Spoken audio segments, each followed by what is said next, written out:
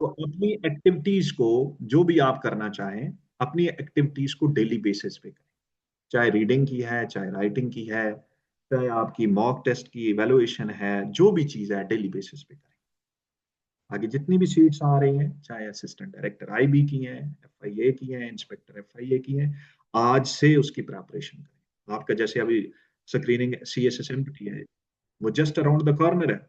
अपनी best of the best उसको time दें। आज हम पोर्शन करेंगे जी परसेंटेज का। ये लास्ट टाइम स्क्रीनिंग पेपर में ये क्वेश्चन आ चुका है। What is 10% of 30% of 40%? एडीआईबी के एग्जाम में ये क्वेश्चन आया है। परसेंटेज की परसेंटेज आपसे पूछी गई है। 30%, तो इसको सॉल्व कैसे करते हैं? राइट हैंड साइड से स्टार्ट। सबसे पहले आप 30% आप 40% लेंगे, तो 30% आप 40%, 30% का मतलब क्या है? 30/100। 40% का मतलब क्या है? 40/100। तो 30% आप 40% का मतलब है 30/100 मल्टीप्लाई बाई 40/100। 30/100 इसको सिंप्लीफाई करें तो 30/100 करेंगे तो आंसर आ जाएगा 0.30। 40/100 करेंगे तो आंसर आ जाएगा 0.40। जब 0.30 को 0.40 से मल्टीप्लाई करेंगे तो आंसर आ जाएगा 0.12। अब आपने क्या करना है? इसका 10% ले लेना। 10% ऑफ 0.12, तो 10% 10/100, इसको मल्टीप्लाई कर देंगे 0.12 से तो आंसर आ जाएगा 0.012। तो ये आपका डेसिमल के अंदर आंसर आया। लेकिन चूंकि क्वेश्चन परसेंटेज में है तो आंसर भी परसेंटेज में डिमांड किया, तो इसको परसेंटेज में कन्वर्ट करना है। तो परसेंटेज को, डेसिमल वैल्यू को जब परसेंटेज में कन्वर्ट करते हैं, सिंपल 100 के साथ मल्टीप्लाई, तो ये आ जाएगा 1.2%। तो आंसर आ गया 10% ऑफ 30% ऑफ 40% का 1.2%। नेक्स्ट क्वेश्चन देखें, ये एडीएफआईए में आया 2022 के एग्जाम के अंदर। If 35 students took an exam and 13 of them failed, what percent of them passed? अब इस क्वेश्चन के अंदर बताया क्या गया है कि टोटल स्टूडेंट्स क्लास के अंदर कितने हैं? 35। उनमें से कितने स्टूडेंट्स फेल हुए हैं? 13। और पूछा क्या गया है कि जो स्टूडेंट्स पास हुए हैं उनकी परसेंटेज फाइंड आउट करें। तो according to the given condition of the question, total students 35, उनमें से माइनस कर दें वो स्टूडेंट्स जो फेल हुए हैं, वो 13 है। तो जो पास स्टूडेंट्स हैं वो कितने आ जाएंगे? 22। अब 22 की आपने परसेंटेज निकालनी। 22 वो स्टूडेंट्स हैं जो पास हुए हैं, डिवाइड बाई टोटल स्टूडेंट्स जो कि 35 हैं क्लास के। परसेंटेज में कन्वर्ट करना है, ये फ्रैक्शन में वैल्यू है 22/35। तो जब परसेंटेज में कन्वर्ट करना है तो उसको मल्टीप्लाई कर देंगे 100 के साथ। जब आप इसको सिंप्लीफाई करेंगे तो हमारा आंसर आ जाएगा 62.5 समथिंग। अप्रोक्सीमेटली 63% स्टूडेंट्स हैं जो पास हुए। ठीक हो गया जी। In a school of 820 students, 55% of are boys. वो कहता है कि एक क्लास है जिसमें टोटल स्टूडेंट्स हैं 820, और उनमें से 55% जो हैं वो बॉयज हैं। The number of girls and number of boys find out करके हमें बताएं। क्वेश्चन में टोटल स्टूडेंट्स बताए हुए हैं और बॉयज की परसेंटेज बताई हुई है। तो हम नंबर ऑफ बॉयज फाइंड पहले करेंगे। तो let the start question with total number of students जो कि 820 है, उसमें से नंबर ऑफ बॉयज कितने हैं उसकी परसेंटेज गिवन है क्वेश्चन के अंदर। हम क्या करेंगे? टोटल नंबर ऑफ स्टूडेंट्स को परसेंटेज के साथ मल्टीप्लाई करते हैं। तो परसेंटेज बॉयज की कितनी है? 55%। That means 55/100। सिंप्लीफाई करेंगे तो आपका आंसर आ जाएगा 451 बॉयज। तो गर्ल्स कितनी है? 820 में से 451 बॉयज माइनस कर देंगे तो 369 गर्ल्स आ जाएंगे। This question is very important. थोड़ा लेंथी है, कॉम्प्लेक्स है। ये आपका जो general science and ability CSS का क्वेश्चन है। The salaries of A B and C are in the ratio of 1:3। यहां पे इस क्वेश्चन के अंदर आपको सैलरीज नहीं बताएंगे, आपको सैलरीज नहीं बताएंगे, आपको जस्ट रेशियो बताई गई है कि ए बी और सी की सैलरी की जो रेशियो है वो 1:3 है, ये बताई गई है। फिर बताया गया जो सैलरी ऑफ बी है एंड सी वो 6,000 है। फिर क्वेश्चन में पूछा क्या गया है? By what percent the salary of C is more than that of A. C की जो सैलरी है वो ए से कितने परसेंट ज्यादा है, ये आपसे क्वेश्चन में पूछा गया। तो हम स्टार्ट करेंगे, let the salary of A is equal to X. क्योंकि सैलरी हमें नहीं पता, हमें जस्ट रेशो का पता है, तो हम इसलिए अज्यूम कर लेंगे कि salary of A is equal to X. फिर कहेंगे सैलरी ऑफ बी, जो कि 2 रेशो बताई गई है, सैलरी नहीं बताई गई, इसलिए हम अज्यूम कर लेंगे 2x। इसी तरह सी का 3x। तो हम क्या करेंगे, वो कहता है क्वेश्चन में नेक्स्ट जो एक्सप्लेन किया गया है कि बी और सी की सैलरी 6000 है, तो हम लिखेंगे बी एंड सी सैलरी जो कि 2x प्लस 3x है। 2x बी की सैलरी, 3x सी की सैलरी, और वो together is 6000, this means is equal to 6000। इसको सिंप्लीफाई करें, सिंप्लीफाई करेंगे तो 2x प्लस 3x 5x आ जाएगा, इज इक्वल टू 6000। 5x के साथ मल्टीप्लाई हो रहा है, दूसरी साइड पे जाके इक्वल के डिवाइड हो जाएगा। जब 6000 को 5 पे डिवाइड करेंगे तो x जो वैल्यू है सैलरी ए की, वो आ जाएगी 1200। तो ए की सैलरी कितनी है, 1200 है। अब हमने फाइंड करनी है बी की सैलरी जो कि 2x है। 2 मल्टीप्लाई बाई 1200, 2400 आ जाएगी। इसी तरह हमने फाइंड करनी है सी की सैलरी जो कि 3x है। 3 को 1200 से मल्टीप्लाई करेंगे 3600 है। तो 3600 जो सी की सैलरी है उसमें से हम ए की सैलरी को माइनस कर देंगे, पीछे जो सैलरी बच जाएगी 2400 है। ये वो सैलरी है जो सी की सैलरी है ए से ज्यादा है, वो 2400। अब उसकी परसेंटेज फाइंड करनी है, जो ज्यादा सैलरी है वो 2400 है, सी की सैलरी जो ए से है उसको हम डिवाइड कर देंगे जो टोटल आपकी ए की सैलरी है 1200, मल्टीप्लाई बाई 100 से करेंगे तो 200% आ जाएगी। 200% सी की सैलरी ज्यादा है ए की सैलरी से। परसेंटेज का अभी भी अगर किसी को क्वेश्चन नहीं आता तो पूछ सकते हैं। जैसे यार ये स्टेप समझ नहीं आया, सिंप्लीफिकेशन का मेथड समझ नहीं आया,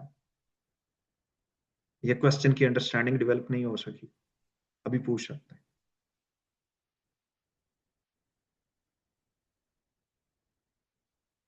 जी, किसी का कोई क्वेश्चन? अच्छा जी, नेक्स्ट देख लेते हैं एज के क्वेश्चंस। अच्छा, पेपर में ना एज के क्वेश्चंस अक्सर पूछ लिए था और मोस्टली स्टूडेंट्स को ये भी नहीं आता। सबसे पहले हम एज का एक क्वेश्चन कर लेते हैं। 5 years ago the average of A B C and D, यहाँ पे एवरेज एज बताई गई है 4 बंदों की, जिसमें एक ए है, एक बी है, एक सी है और एक डी है। दैट वाज 45 years जो एज बताई गई है, और वो भी 5 years ago। एवरेज एज बताई गई ए बी सी डी की, वो 45 है। ई ज्वाइनिंग देम नाउ, और एवरेज एज 5 की 49 years है। वो कहता है कि ई की एज कितनी है, ये फाइंड करके बताएं। हमारे पास एवरेज का फार्मूला था जो कि हमने प्रीवियस लेक्चर्स के अंदर पढ़ा कि sum of values divide by total numbers. जब भी किसी चीज की एवरेज फाइंड करें, दिस इज द फार्मूला। हम पहले फार्मूला के अंदर वैल्यूज पुट करेंगे कि 5 years की एवरेज हमें बताई गई है क्वेश्चन के अंदर 49 years, हम लिख देंगे 49। फिर हमें 4 जो पर्सन हैं ए बी सी डी, उसकी एवरेज एज बताई गई है क्वेश्चन के अंदर 45, हम लिखेंगे A plus B plus C plus D. उन 4 की जो एवरेज एज है वो 45 है। 45 को हम 4 से मल्टीप्लाई कर देंगे, तो सम ऑफ वैल्यूज फाइंड करने के लिए, टोटल वैल्यूज फाइंड करने के लिए हमने 45 को 4 से मल्टीप्लाई किया, ताकि total age A B C D जो 4 बंदे हैं उनकी हमें पता चल सके। इसलिए हमने 45 को 4 से मल्टीप्लाई किया। प्लस ई, ई की एज हमें नहीं पता, इसलिए हम एज इट इज लिख देंगे। डिवाइड बाय टोटल नंबर वो 5 है, तो हमने 5 लिख दिया। इसको सिंप्लीफाई करें, जब सिंप्लीफाई करेंगे तो आपका आ जाएगा, ये 5 क्या है, ये डिवाइड हो रहा है, डिवाइड हो रहा है, कांस्टेंट वैल्यू है। जब ये इक्वल के दूसरी साइड जाएगी तो 49 के साथ मल्टीप्लाई हो रही होगी। मैंने प्रीवियस लेक्चर्स के अंदर भी बताया कि जब कोई वैल्यू डिवाइड हो रही हो और वो जब इक्वल के दूसरी अपोजिट साइड पे जाती है क्रॉस मल्टीप्लीकेशन प्रोसेस के अंदर, तो वो मल्टीप्लाई हो जाती है। 45 को जब 4 से मल्टीप्लाई करेंगे तो 180 आ जाएगा प्लस ई। इसको मजीद सिंप्लीफाई कर सकते हैं, कर दें। 180 कांस्टेंट वैल्यू है, जब ये अपोजिट साइड पे जाएगी तो माइनस हो जाएगी। 49 को 5 से मल्टीप्लाई किया तो 245 वैल्यू आ गई। 180 प्लस हो रहा था, इक्वल के दूसरी साइड पे आके माइनस हो गया, तो ई की वैल्यू, ई की एज 65 ईयर आ गई। 65 ईयर्स। अच्छा जी, नेक्स्ट क्वेश्चन देखें। वो कहता है 5 years ago the average age of P and Q was 15 years। तो एवरेज एज, फिर वो कहता है कि average age of P Q and R is 20 years। How old R will be after 10 years। 10 साल बाद आर की एज क्या होगी। 5 years अगो पी और क्यू की एज कितनी थी। टोटल एज हम फाइंड करेंगे। हम 15 को, जो एवरेज एज है पी और क्यू की, उसको 2 से मल्टीप्लाई करेंगे तो पी और क्यू की टोटल एज आ जाएगी 30। करंट एज हम फाइंड करेंगे। पी और क्यू की करंट एज कैसे फाइंड करेंगे। टोटल एज उनकी जो है वो 5 years अगो के हिसाब से बताई गई है, तो वो 30 है। उसमें 10 और ऐड करेंगे। पी के 5 years, क्यू के 5 years, 10 और ऐड करेंगे तो total current age of P and Q आ जाएगी वो 40 years। फिर वो कहता है कि एवरेज एज जो पी क्यू आर की है, तीन बंदों की, वो 20 है। तो टोटल एज हमने पी क्यू आर की फाइंड करनी है, तो कैसे होगी। हम 3 से मल्टीप्लाई करेंगे तो टोटल एज आ जाएगी 60। अब इस क्वेश्चन के अकॉर्डिंग जो करंट एज पी क्यू की है वो 40 है टोटल, और पी क्यू आर की करंट एज जो टोटल है वो 60 है। अब हम क्या करेंगे, हमने आर की एज फाइंड करनी है। तो total age P Q R की 60 में से पी क्यू की जो टोटल एज है वो माइनस कर देंगे, जो कि 40। तो आर की एज आ जाएगी, करंट एज ऑफ आर वो 20 years।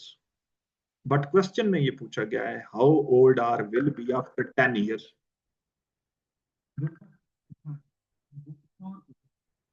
वो ये पूछा कि आप 10 years, आफ्टर 10 years एज कितनी होगी, तो वो 30 years। क्योंकि आर के 10 years हम ऐड करेंगे, वो 30 years।